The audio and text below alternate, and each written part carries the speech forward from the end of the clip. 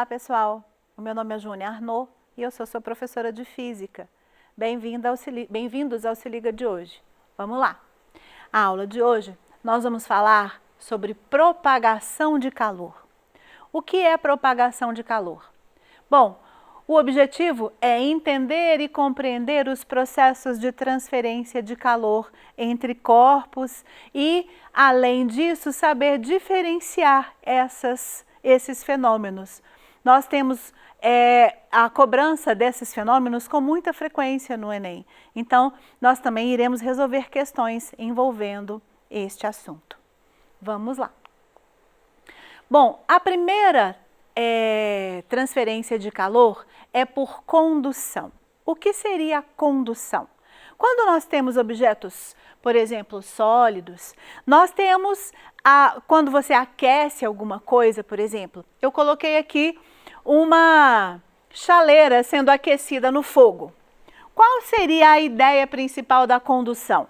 A energia térmica passando na chaleira, né, aquecendo o metal da chaleira na medida em que você coloca ela próxima ali do fogo. O que vai acontecer? O que seria a condução?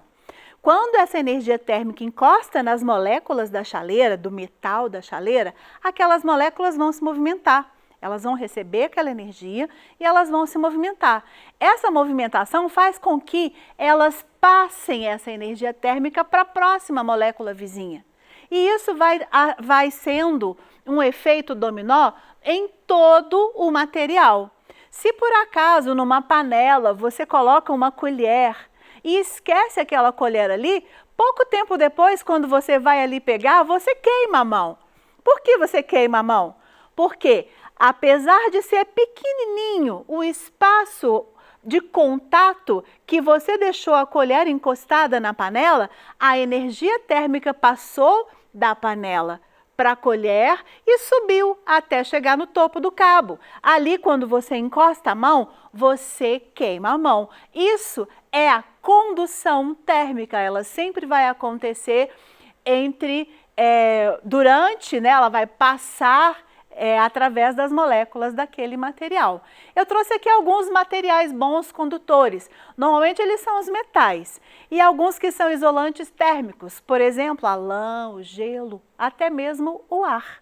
Ele é um bom isolante térmico. Bom, a ideia desse slide, ele traz para a gente uma possibilidade de experimento de condução. Se eu aqueço esse objeto que tem dois metais distintos, o que vai acontecer? Aqui próximo, pode-se perceber através do termômetro, nós vamos ter uma temperatura maior e na medida em que ele vai sendo aquecido, as temperaturas mais próximas vão ficando maior. E aí ele vai, obviamente, como isso aqui é uma vela, vai derreter aquela vela e ela provavelmente vai cair naquela posição. Agora, se o material não for um bom condutor, a temperatura que ele vai alcançar não vai ser tão alta, o que vai fazer com que aquela vela demore bastante ou até um pouco mais do que o anterior para cair, certo? Então, esse seria um bom exemplo de condução térmica. Vamos lá. O que seria a convecção? Normalmente a convecção acontece nos fluidos. Fluidos são líquidos e gases, certo? Bom, como que acontece? Tem uma parte interessante nos fluidos que faz com que seja diferente a situação. Bom, ao aquecer um determinado material, o que acontece com ele? Nós já vimos isso lá na dilatação. Aquele material, pela movimentação das suas moléculas, vai se dilatar, correto? Quando ele se dilata, o que acontece com o seu volume? Aumenta, tá certo? Aí, então, já que o volume aumentou, a densidade daquele líquido, por exemplo, vai diminuir. O que acontece então? Objetos quentes vão ter a densidade pequena. Objetos frios, líquidos, perdão, frio, vai ter a densidade maior. Quando você considera um líquido dentro de um recipiente, por exemplo, você vai imaginar que ele está sendo aquecido na parte de baixo. E o líquido que está logo aqui nessa primeira base, ele está sendo aquecido também, inicialmente. E se você comparar a temperatura inicial do líquido que está na base com o líquido que está no topo desse copo, você imaginaria que aqui embaixo vai estar mais quente, porque está mais próximo do aquecimento, enquanto que aqui em cima vai estar mais frio, correto? Então, considerando que a densidade do líquido mais frio é maior do que a do líquido mais quente, vai começar a haver uma movimentação. O líquido mais frio vai descer, enquanto que o líquido mais quente irá subir. E isso vai gerar uma troca de lugares. Bom, assim que trocou de lugar, o líquido que estava em cima, que estava inicialmente frio, passa a aquecer, porque passa a ficar em contato com aquela superfície de aquecimento.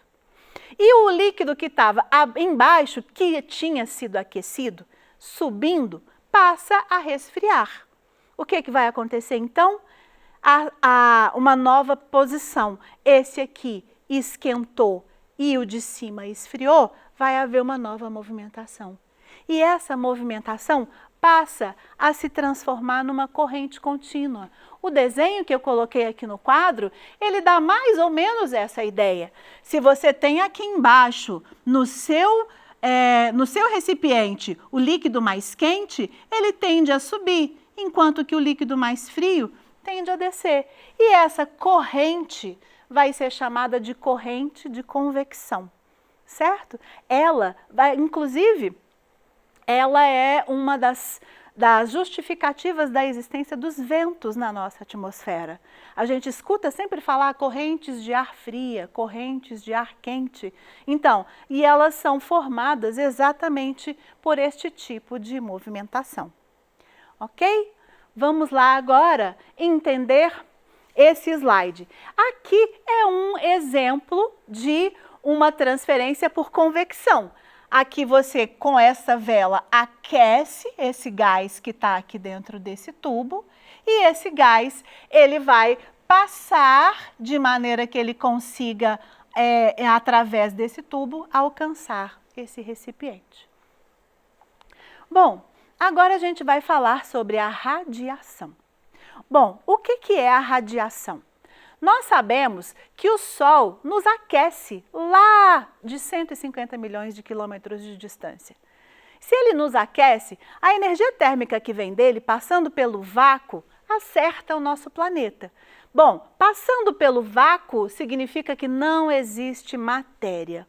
Então, a radiação térmica é a energia térmica que não precisa de um meio material para passar. Então, ela consegue alcançar, através do vácuo, determinados lugares, assim como o Sol que alcança a Terra. Esse exemplo aqui seria... Bom, não dá para perceber muito bem, mas se a gente tivesse um Sol aqui desenhado, a gente poderia mostrar como que ele funcionaria bem. Aqui o Sol, ele daria exatamente essa função de pegar todos os raios que cairiam aqui nesse círculo aqui, que vamos chamar de uma antena, né? E aí essa energia térmica, ela conseguiria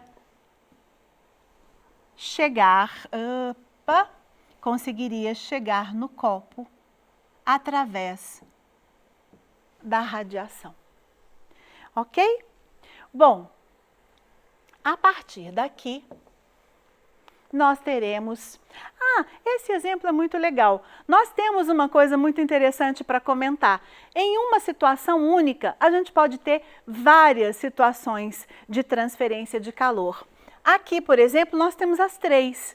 Se você aquece uma panela, a primeira que você consegue perceber é a condução térmica. Por quê? O cabo, ele aquece assim que a energia passa pela panela. Então, quando você coloca a mão ali, você percebe o cabo aquecido. Segundo, a convecção que acontece ali dentro daquela panela, dentro do líquido que tiver ali dentro. E por último, a radiação térmica, porque se você coloca as suas mãos ali em torno daquela panela, você consegue perceber a radiação. Tá certo que aqui em volta nós temos as moléculas de ar, nós sabemos disso, mas mesmo assim a gente consegue perceber que mesmo sendo rarefeito, porque é gás, né, na nossa atmosfera, a gente consegue perceber a radiação que acontece ali naquele caso. Ok? Bom, pessoal, eu trouxe aqui uma série de exemplos para a gente resolver do Enem. Vamos lá. Então, veja, é o calor do sol que nos mantém aquecidos? Aí o outro responde, não completamente. Como assim não completamente? Luvas. O que quer dizer isso? Bom, os dois estão lá conjecturando qual que era o aquecimento, qual era o responsável pelo aquecimento, certo? Mas aí, quais são os processos de propagação de calor relacionados na fala de cada personagem? Vamos lá. O primeiro cidadão, ele fala que o sol nos mantém aquecido. O sol é um tipo de propagação de qual? Condução, convecção ou radiação? Radiação, correto? E as luvas, que é o que o segundo fala? As luvas impedem que a gente passe a nossa energia térmica para o ambiente. E isso passaria através de quê? De condução. Por quê? Porque nós estamos em contato imediato com a atmosfera, com o ar, certo? Então, a nossa energia térmica, ela vai passar aqui para as moléculas que estão perto da gente. Inclusive, tem até algumas vezes que você consegue perceber. Se você coloca a mão próximo de alguém, você consegue perceber se aquela pessoa está quente, quanto quente aquela pessoa está, certo? Então, realmente, por condução, nós conseguimos entender isso, perceber isso também. Tá? Então, a nossa resposta é a radiação ou irradiação, que também é correto falar, tá? E a condução. Essa seria a nossa resposta. Vamos à próxima questão. Enem de 2016. Para a instalação de um aparelho de ar-condicionado, é sugerido que ele seja colocado na parte superior da parede do cômodo, pois a maioria dos fluidos, líquidos e gases, quando aquecidos, sofrem expansão, tendo sua densidade diminuída e sofrendo um deslocamento ascendente. Por sua vez, quando são resfriados, tornam-se mais densos e sofrem um deslocamento descendente. Nós acabamos de falar sobre isso na explicação da nossa convecção. Vamos lá.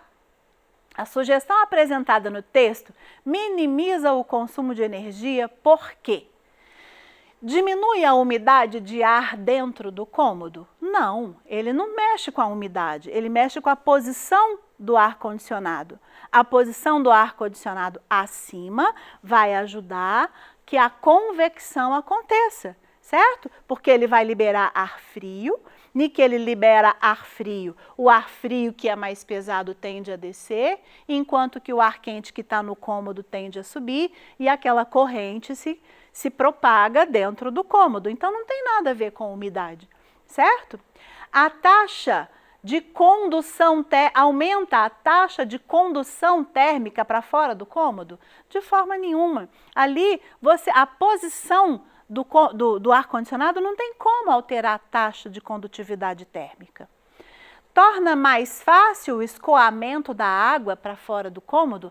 Água seria a umidade do ar, novamente, e não está relacionado à umidade do ar, certo? Próxima, facilita a circulação das correntes de ar frio e quente dentro do cômodo? Isso. Essa é a nossa resposta. Bom, eu marquei aqui a letra E só para a gente verificar mais uma possibilidade de erro. Diminui a taxa de emissão de calor por parte do aparelho para dentro do cômodo? O aparelho é um ar-condicionado, ele não faz emissão de ar quente, certo? Bom, então a nossa resposta está na circulação das correntes de ar dentro do cômodo, correto? Vamos lá. Mais uma questão interessante. Enem de 2019, vamos lá. Em uma residência com aquecimento central, um reservatório é alimentado com água fria, que é aquecida na base do reservatório e, a seguir, distribuída para as torneiras.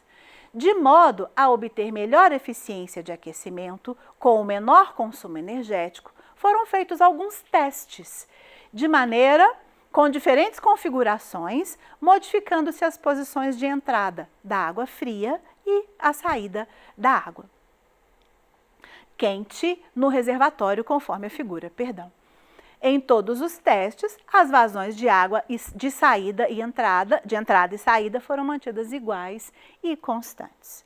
Bom, o que ele nos deu aqui nesse desenho? Ele nos deu a possibilidade de qual dessas opções de entrada, 1, 2 ou 3, nós gostaríamos de alimentar o nosso reservatório e de qual dessas possibilidades de saída, 4, 5 ou 6, nós vamos colocar a torneira de saída. Qual que é a ideia principal? É a convecção que vai haver ali dentro. Se vai haver uma convecção ali dentro, eu tenho que entender como que ela acontece. Se eu começar jogando água pela número 1, vamos tentar imaginar que aquele reservatório está cheio de água, correto? A água entra ao mesmo tempo que a outra sai, certo? Então, ali dentro, eu não tenho um pedaço vazio onde a água vai começar a cair, certo? Eu tenho todo o reservatório cheio de água. Então, se eu coloco água fria aqui, a água fria vai tender a resfriar o reservatório todo. Não é uma boa medida, se ele quer que eu tenha eficiência no aquecimento. Da mesma maneira, se eu coloco água fria no 2, eu também vou fazer essa mistura com maior facilidade. Não é uma boa ideia. A melhor ideia, a princípio, é entrar pela entrada 3, porque é o local ali do reservatório onde eu vou ter a menor possibilidade da água se misturar. E considerando que assim que essa água entrar aqui, ela vai entrar de cara com o elemento aquecedor, então significa que naquele ponto ali, nós vamos ter um aquecimento maior, mais rápido daquela água, então a 3 é a melhor possibilidade de entrada. Agora nós vamos pensar na possibilidade de saída. Bom, se eu colocar a água para sair na posição 6, toda a água que está aqui em cima, ela não vai ser aproveitada, aquecida, certo? Eu vou impedir esse movimento da água quente aqui dentro, certo? Então, qual que é o melhor lugar para a gente colocar a água para sair? É na posição 4, porque ali em cima eu vou permitir que ela consiga se movimentar ao máximo dentro do reservatório, correto? Então, na minha resposta, qual seria a minha opção preferida? 3 na entrada e 4 na saída de água, correto? Vamos lá para mais uma questão. Enem de 2020. Olha só. No manual de instruções de uma geladeira constam as seguintes recomendações. Mantenha a porta de seu refrigerador aberta apenas o tempo necessário. É importante não obstruir a circulação de ar com a má distribuição dos alimentos nas prateleiras. Deixe um espaço de no mínimo 5 centímetros entre a parte traseira do produto dissipador serpentinado e a parede. Bom, presta atenção nessa brincadeira porque é muito interessante. Primeira coisa, por que manter a porta do seu refrigerador? Deixa eu trocar essa cor para ficar um pouco mais chamativa. Por que manter a porta do refrigerador aberta apenas o tempo necessário? Porque durante o processo, assim que você abre a geladeira, ar quente do ambiente começa a entrar ali dentro. Então, na hora que ela aquece a parte interior, você vai precisar que o motor ligue novamente para que ele resfrie de acordo com o que você identificou no termostato, certo? Então, aquele tempo aberto permite que essa convecção permaneça. Então, quanto menos tempo ela permanecer aberta, melhor. Outra coisa, não obstruir a circulação do ar. Outra vez a gente está falando na convecção, ali em cima foi a condução, perdão. Aqui embaixo a gente está falando da convecção dentro da geladeira. Essa convecção é porque durante o processo, se você tiver os alimentos muito próximos um do outro, você vai ter o impedimento daquele ar circular. Então é melhor que eles estejam um pouco mais separados, para que o ar consiga circular através deles e a refrigeração seja mais efetiva. E a terceira parte é a parte do dissipador serpentinado. Esse dissipador, ele, como o refrigerador ele retira a energia de dentro da sua geladeira, ele tem que dissipar essa energia para o lado de fora. Se você não deixa espaço, um pouco que seja atrás dessa geladeira, entre ela e a parede, você dá uma atrapalhada nessa dissipação dessa energia, certo? Então, aqui nesse caso, qual que vai ser a nossa opção? Com base nos princípios da termodinâmica, as justificativas para essas recomendações são, respectivamente, reduzir a saída de frio. Na primeira, você está reduzindo a saída de frio? Não está. Você está transmitindo frio entre as prateleiras? Não está. Você está permitindo a troca de calor? Sim. Mas como você tem duas erradas aqui, então essa opção está errada. Na segunda, reduzir novamente a saída de frio, não é isso, é a condução. Garantir a convecção do ar, a segunda está correta. E a terceira, garantir o isolamento térmico, também não é isso. Então, também está errada. Na terceira, reduzir o fluxo, reduzir o fluxo de calor, garantir a transmissão do frio e permitir a troca de calor com o ambiente. Enfim, nós temos aqui reduzir o fluxo de calor, garantir a convecção e permitir a troca. Essa é a nossa opção correta. Então, pessoal, chegamos ao fim da aula de hoje. Agradeço muito a presença de todos vocês, agradeço ao Daniel aqui conosco. Um grande abraço a todos e até a próxima aula.